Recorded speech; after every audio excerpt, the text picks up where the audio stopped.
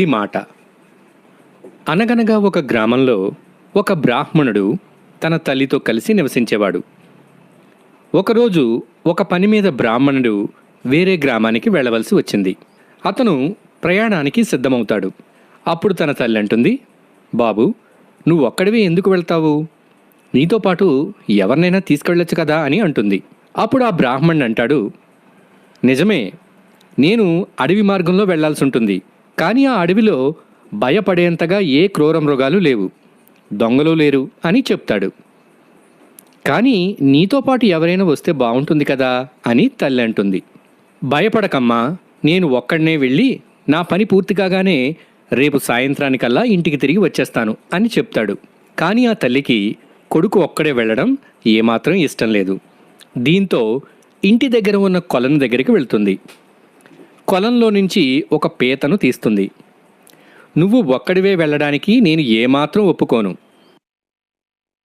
ఇది తీసుకో, ఈ పీతను నీ దగ్గర ఉంచుకో అని అంటుంది.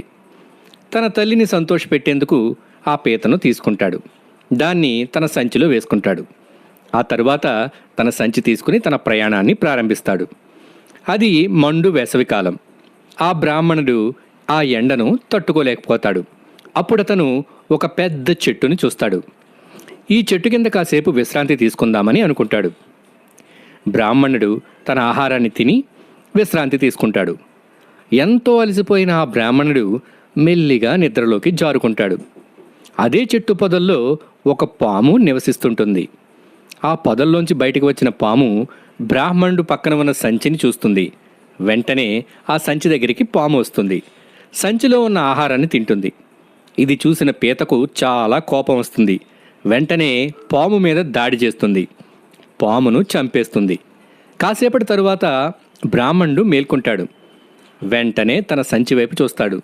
అక్కడ తన సంచి దగ్గర పాము చనిపోయి ఉండడం గమనిస్తాడు. ఈ పీతే పాము బారి నుంచి తన ప్రాణాలను కాపాడిందని గ్రహిస్తాడు. తాను హృదయపూర్వకంగా పీతకు కృతజ్ఞతలు తెలుపుతాడు. అప్పుడు అనుకుంటాడు, తల్లి చెప్పిన మాటలను తప్పనిసరిగా వినాలి అని. పెద్దలు చెప్పిన మాటలను తప్పనిసరిగా వినాలి. ఫ్రెండ్స్, ఈ స్టోరీ మీకు నచ్చిందా? అయితే లైక్ చేయండి. ఇంకా మా ఛానల్ను సబ్స్క్రైబ్ చేసుకోండి. అలాగే ఈ వీడియోని మీ ఫ్రెండ్స్కి షేర్ చేయడం మర్చిపోకండి. Okay, bye. మళ్ళీ కలుద్దాం.